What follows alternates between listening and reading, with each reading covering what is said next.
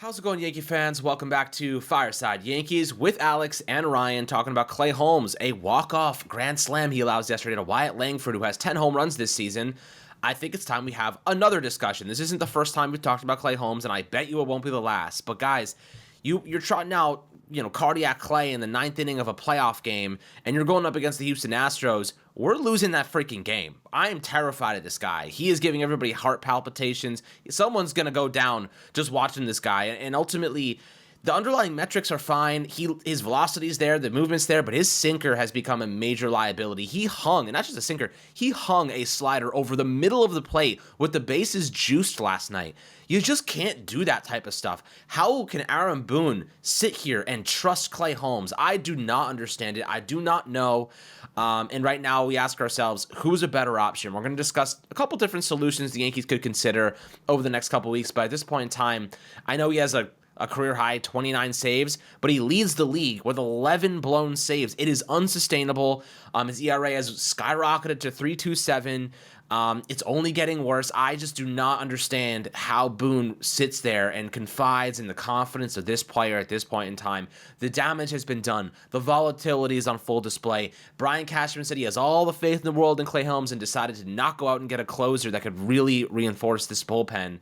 And now we're hoping to God that someone else can step up. Or at the very least, if they do force us to watch Clay Holmes close games, he can finally get some consistency under his belt. But Ryan, after last night's game, are you out on the Clay Holmes experiment? Who else do you have in mind as potential solutions here? What are you thinking right now?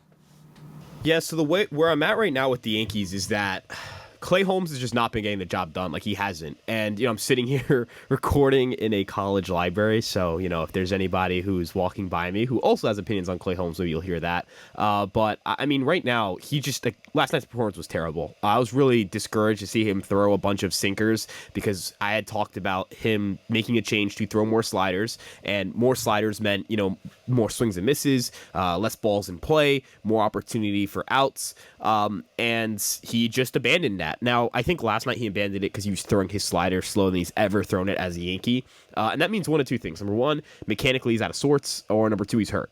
Now, if he's pitching hurt and not telling the Yankees, I think that's a problem. Not on the Yankee side of things, on Clay Holmes' side of things. Like, don't play through injury if you're going to throw 83-mile-an-hour gyro sliders and 80-mile-per-hour sweepers. Those are cement mixer sweepers. Like Wyatt Langford, I was shocked that ball didn't go further. That ball is a sweeper at 80 miles an hour in the heart of the plate. Alex, those are the two slowest sweepers he's ever thrown in his career. And he started throwing a sweeper with the Yankees, so, it dates back to 2022. The gyro slider, it was the lowest average velo by 2 miles an hour that he's ever had on his slider. Like, that's concerning. And, I look at, like, what is the decision making here? What are the Yankees doing? What are we thinking? What's going on here? Number one, obviously, last night's loss falls on Clay Holmes in that ninth inning. Like, you have to close that game out. But I also, like I said, there's like 99% Clay Holmes and 1% like Aaron Boone. Dude, you have to notice your guys' velos down. There was after the first out, there was no point where I was like, oh, Clay Holmes got this. I was like, oh, he's throwing all of his sinkers. He hasn't thrown a sweeper. He's not throwing his slider. Like, the changes he made to get more swings and misses are not the things he's doing right now. Like, something is wrong. To have Weaver warming in case the tying run scores, are you not accounting for the fact that a guy could give up a home run? I get it. Clay Holmes, because of his sinker, is always one pitch away, but he hadn't executed a sinker all night. I get it. All it takes is one for him to turn around the outing, but I think by the second walk, you should have known something was up. And you have to give yourself a chance to win. You have to manage these games like it's a playoff game because you just lost your division lead, right? Like, you just lost it. The Yankees are half a game out. Now they're tied in the loss column, so, like, it's a little misleading. But I don't know. Like, it felt like it feels like either A, they're not aware of Clay Holmes not throwing as hard with the slider, or B, they are aware and they think he's still going to be effective in spite of that. I think it's more so A, that they're maybe thinking it's a one-off thing, but I don't know. I think he should be put on the IL, or like he should get 10 days, or just like don't close him. I saw somebody point this out. Aroldis Chapman is like, I don't like him as a person. I absolutely hate him as a person. But he is one of the greatest closers of all time. He blew 3 saves in 2017, and Joe Girardi pulled him from the closer spot. Clay Holmes is blown 11. Now, granted, I don't think all 11 are because of him. Like, did he blow the Orioles save because he pitched poorly? No, it's because the defense, Volpe couldn't make an easy play, and Verdugo runs in on the ball instead of running back. That's why he blew that save. Did he blow the save against Philly, like, because he pitched poorly? I don't think so. I think he executed his pitches, and he just got a bunch of slow rollers to go for hits. That's unfortunate. But last night was a blown save. Last night was the guy had to wear it. He got waxed in that outing. He looked terrible. And considering that the terribleness was not just command, it was velocity and movement too, you have to pull him from the spot. You just have to. Even if it's not permanent, just for a little bit. I would go with Canley as the closer because he's a veteran. I'd consider Jake Cousins, but I kind of like having him how I have him. Weaver, same thing. I like having him as a multi-inning reliever. I go Canley. Canley's a one-inning guy anyways. I know the changeup. Everyone goes, why does he throw his changeup so many times in a row? Like, I think it's such a stupid criticism. He has a sub-2 ERA doing that. Like, what do you want him to do? Start throwing sliders? Like, I think for at least a week, go close by committee, do it by matchups. But, Canley, maybe if you have a good matchup, you go at Cousins. Dude, Tim Hill's getting big outs for this bullpen right now. We're just kind of in a spot where, like, the bullpen now with Clay Holmes is looking the way he looked yesterday, you're in a really rough spot. And so I like the idea of closer by committee. I just think at this point you have to consider doing like a ride the hot hand strategy, because right now Holmes is the cold hand. He's one of the colder hands that we have in the bullpen. But I like the idea of Jake Cousins. Maybe you use a matchup-based strategy and say, all right, like we know these guys struggle against lefties or struggle against breaking balls or struggle against, like you can use these things and say, okay, let's save Jake Cousins for this game because we know they're bad against sliders. Let's save Tommy Canley because we know they're bad against changeups. Like, you could do it on a more of a like a weakness-based kind of matchup thing, and utilize, like, the Yankees obviously utilize analytics a lot. Why not utilize it for this scenario too and just go with the best option to close a game and prepare for that? I think Holmes, I think the pressure's getting to him, to be quite honest with you. I think it's in his head. He is in his head. His stuff is not there, and he's not making the right pitches. Like, he's throwing it, and he doesn't know where these things are going. So I think that's problematic, to say the very least. Now, I will ask you this, because I do think it's an interesting conversation to have. With the rotation getting back, eventually Poteet and Schmidt and Heel obviously coming back this weekend, when the postseason gets closer here, are any of those guys reasonable options to be like legitimate closers? Do you visualize Luis Heel being put in there in the ninth inning and using that nasty fastball? Do you think that Clark Schmidt, who has a lot of postseason and bullpen experience in the past, do you think that he's a reasonable option to be a high leverage closer? You could use him in a myriad of different ways, to be quite honest with you. It depends on what the three-man rotation looks like. I say right now, based on health, probably looking like Cole, Rodon, and Nestor Cortez. But you never know. Over the next 4 weeks here, that could change. But are either Clark Schmidt or Luis Heel, any of those two guys, do you think they could be legitimate closers for this team? Do you think that the Yankees may, go in that direction at some point? I think they could consider a reliever role for Heel. I don't know how much I trust him as a closer because he can really lose his command on an inning-to-inning basis. That's always been a concern. But, maybe they come back, bring him in as a reliever or have him have some outings as a reliever and see how it goes.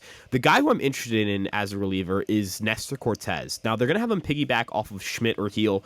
Boone said this too, and I think it just makes sense. It would probably be Schmidt because Schmidt was only built up to 70 pitches in his last outing. I imagine he's around the 80 to 80. If we're really pushing 85 pitches, I think are very strict with their pitch counts. Against in Somerset in his last rehab start, Clark Schmidt was 1-2 on the batter, but he hit 70 pitches. They pulled him mid at bat, right? Like, they pulled him in a 1-2 count at 70 pitches. They're strict with their pitch counts, and rightfully so, right? Like, you want to manage these guys' pitch counts properly. I hate when people suggest that you should, forego pitch counts or pre-planned pitch counts to, steal an out here or there. Like, that's so stupid to me. I think pitching is all based on routine and all that stuff. But Nestor's numbers first time through the order are really good. It's really second and third time through that he struggles. His strikeout rate's nearly 30%, or nearly 29%, first time through the order. Low walk rate, not a ton of home runs. I know people say he doesn't have, reliever stuff, but I push back on this notion that velo equals stuff only. I think velo contributes to stuff. The harder you throw, the better your pitch is, most likely. If you increase Nestor Cortez's fastball by 2 or 3 ticks in terms of velocity, it would be a much better fastball. But I think his fastball is still a plus fastball. I think he has a plus changeup. I think he has a plus cutter. He can give you multiple innings. Not saying he's a closer. I don't know who should close for this team. That's something that I think the team's going to have to figure out some way or another. But in the case of a starter who I think would profile well for that role, and reasonably you could put in that role. Nestor Cortez just makes sense to me. The numbers first time through again are just really, really strong, and he misses bats, and I think missing bats is important. I kind of floated Carlos Rodon for that as well. I think he's just so volatile as well. Where like you mentioned this, the struggles are the first few innings. You kind of know whether he's going to get his bell rung or not after the second inning. That's something where like you don't know if that would work in a reliever role. Nestor's come out of the bullpen before. I remember in 21, he was awesome out of the bullpen for the Yankees. He was a great bulk guy. I think he'd be perfect for that kind of role. I think what happens is he maybe runs out of gas. I think stamina is probably the thing that Nestor Cortez struggles with the most. And then again, when it comes back to heel, like if they try heel out as a reliever and it works, I think it could really work. Like he has 3 pitches, change up, fastball, slider. He doesn't have to worry about like consistently getting through like multiple times to the order. Just to gear up that fastball, throw some cheddar by people. Schmidt, I think he has to start. I think Schmidt as a starter depends on how he performs, but if he's performing well, he's got to start. He's one of the better starters on this team. I think he's like the second or third best starter on this team, depending on how you view heel. And yeah, I mean, I don't know, like Poteet was throwing 95, 96 in his rehab outings. Maybe they toy around with having him in the bullpen. They don't really have a long relief guy. And also to clarify, I don't think Stroman is a playoff reliever. I don't know what to do with Stroman still. If he throws a really good start tonight, he'll start in the postseason. I think that's like we're at the point where it's like Rodon, Cortez, and Stroman are all battling for a rotation spot. I think Schmidt's going to have one basically handed to him because he's one of the better starters on this team. We know Cole is getting the game 1 ball. Heel, I think will have a chance to earn it, but I think because his stuff is so good, he can move to the bullpen. But if I had to make my pick, it's an obscure pick. It's Nestor Cortez. Yeah, that could be a really interesting kind of sequence there. We haven't even really discussed Ian Hamilton. If Ian Hamilton does come back, the lower back spasms are a bit concerning, but they don't seem to think it's overly serious. If he comes back and shoves, I mean, I loved him in the closer role last year. I loved what he did last season. His stuff was elite. We don't know if we're going to get that version of him down the stretch, right? We need to see 4 or 5 appearances of some consistency. If he shows that and that Slambio is looking hot, I think that you have to consider utilizing him in those high leverage moments. The guy is fearless, right? Like that guy, he doesn't really get rattled. And I think that is one of the things that I do like about him. He's just all stuff. If his stuff is on, he's elite. If he's going through some injury, obviously that's been one of the problems with him.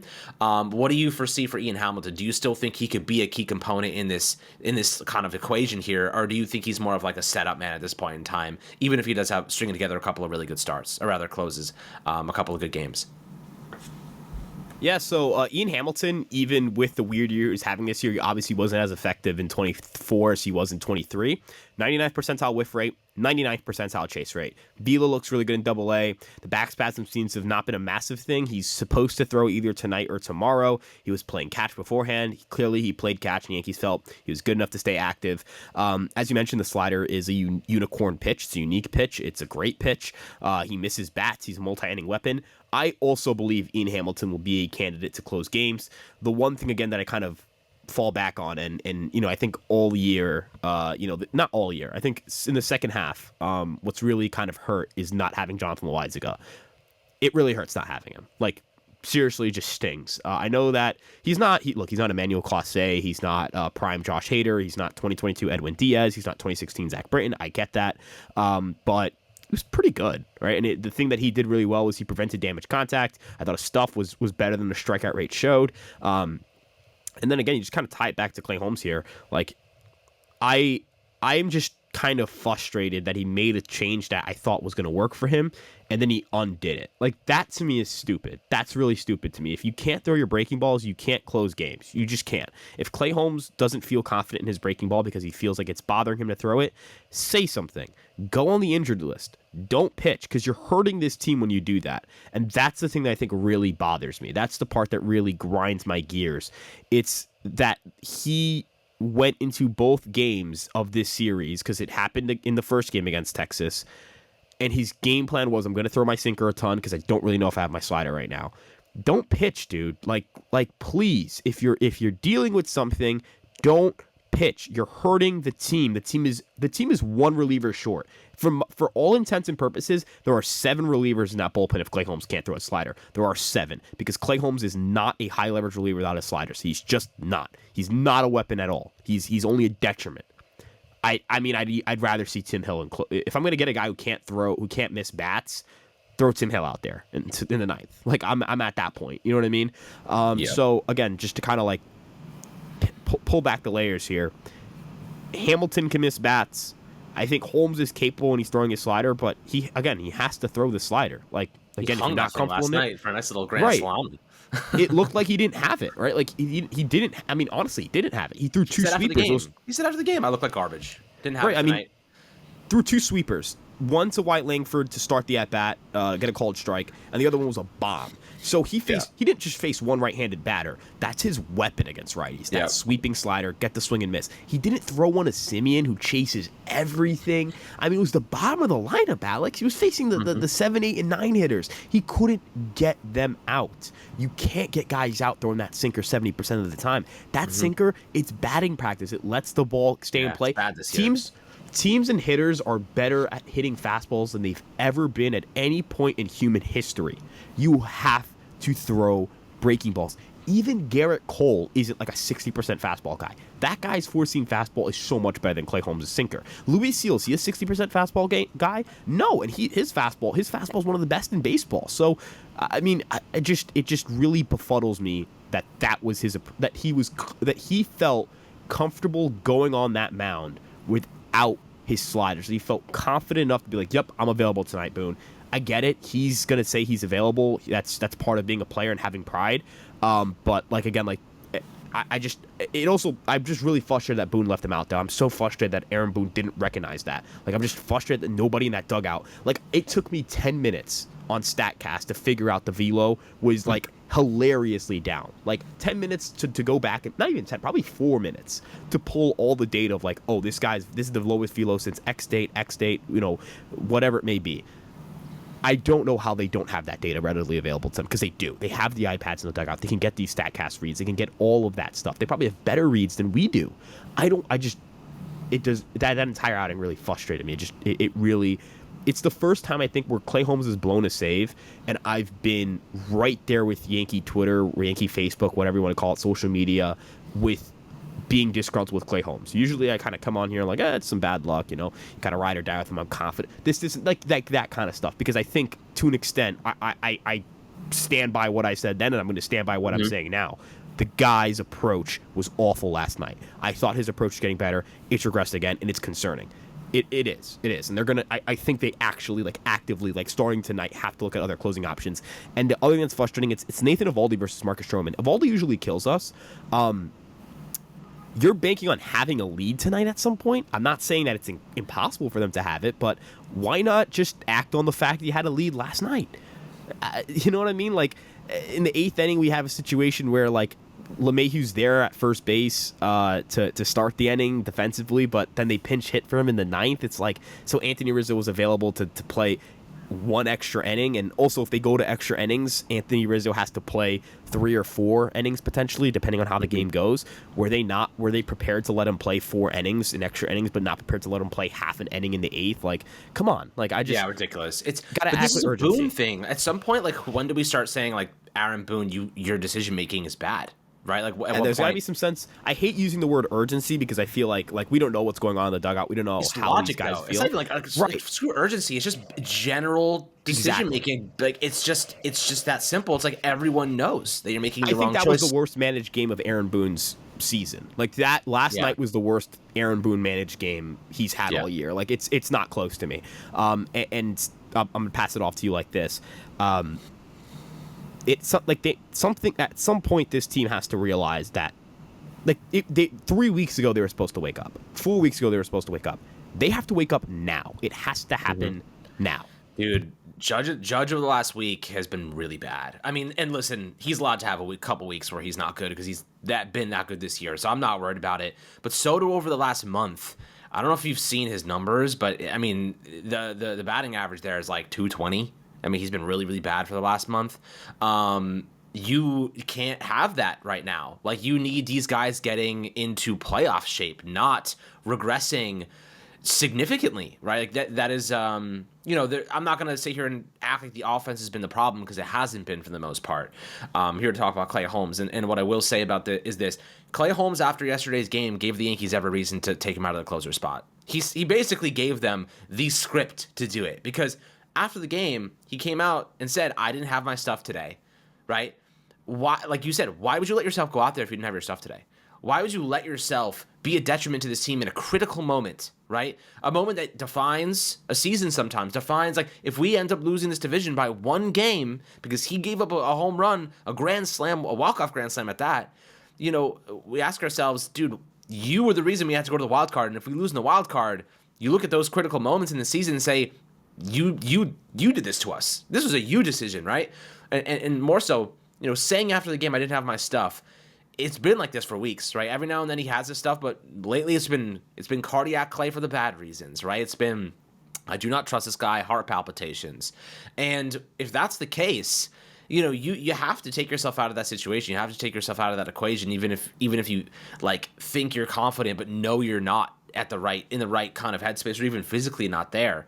So at this point in time, he gave Aaron Boone every excuse, because if your closer comes out and says, I didn't have my stuff, a guy that you need to have complete and utter 100% unadulterated faith in, right?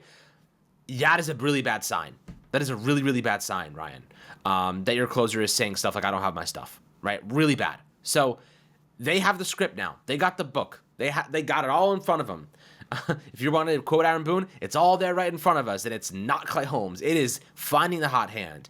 Tommy Kahnle has been awesome as of the last couple months, right? Give him the chance, right? He's earned it.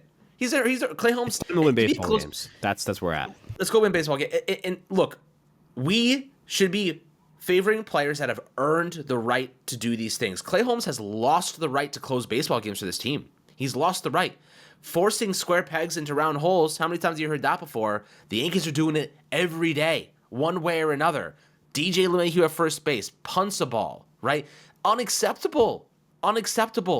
You're not putting Rizzo in the 8th inning. Unacceptable. Why is Oswaldo Cabrera not playing first base, right? Like, it is bewildering, as you said, bewildering to me that the Yankees make the same mistakes over and over and over again and do not learn. It is the definition of insanity.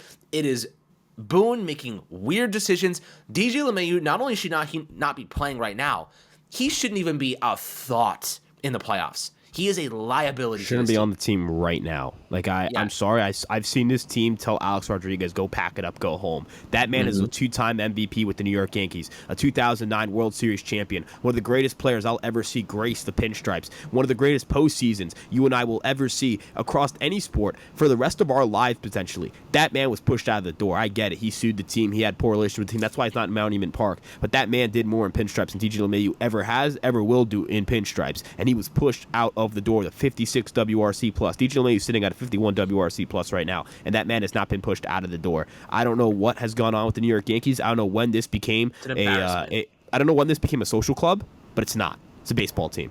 When you don't do your job, you don't get to stay. It's not a social club. I want to win games. At least not be in the lineup. Like, I mean, you shouldn't be on the team. I'm going to be harsher. You shouldn't be on the team. You shouldn't be. Yeah. I mean, there's no reason you should be here. Aaron Hicks was better, had better offensive numbers last year. We literally sent him to a division rival, or we caught him at least, and he ended up with a division rival. This is and he's not on a team right now, I don't think, or at least if he is, he's certainly not playing. He got cut. So think about that for a second. DJ LeMahieu's value to this team has plummeted to unforeseen levels, and Boone still wants him in this lineup. It is. Look, and I'm blaming Boone directly right now because it is his decision at the end of the day to play DJ LeMahieu. And this loyalty to veterans, and I know that everyone says Boone is a player's coach. This is why being a player's coach can sometimes be a really bad thing, because now you're favoring guys because you want to make them happy, because you want to do right by them, instead of trying to win a championship, which is what your entire organization is meant to do, right? You are built. It's just bad. Ultimately, when you look at this, end of the day, this team needs to win championships because the fans are so invested. They give everything to this team. That is what the expectation is every single season. And if your manager is stopping them from putting the best product on the field, there has to be a big decision to make after this year. If they do not make it to the World Series, or they have an early exit because of bad decisions, bad coaching, regular season mishaps, you need to reevaluate who is making the calls here. And that will be a conversation we have if they do not step up and make the right decisions over the next couple weeks. If there's 2 weeks left in the regular season and Boone is still making these decisions, we're absolutely gonna be having a conversation about this team, because that means he's gonna be making the same exact decisions during the playoffs. And if he's making those choices, we're cooked. We are facing an early playoff exit for the 10th season in a row. You know what I mean? So we'll see. Hopefully he doesn't put us in that situation where we have to have those difficult conversations and start that narrative. We don't want to talk about that. We want to talk about the Yankees making good choices, playing their best players, winning games, winning close margin games, winning playoff games. That's what we want to be talking about, right? But he hasn't allowed us to do that because of his decision making and the underperformance of guys like Clay Holmes, and whether it be Verdugo, whether it be anything. I'm not even blaming the offense right now because they've been solid, to say the least. The supplementary pieces have stepped up and helped compensate for Judge and Soto's lack of production over the last couple weeks. So, I'm okay right now with the offense. It's the pitching and the decision making and even the defense. The defense, don't even get me started. I can't even go into that right now, Ryan. But guys, always happy to hear your thoughts down below in the comments section on YouTube. Make sure to like and subscribe as always. And we'll catch you guys on the next Fireside Yankees episode.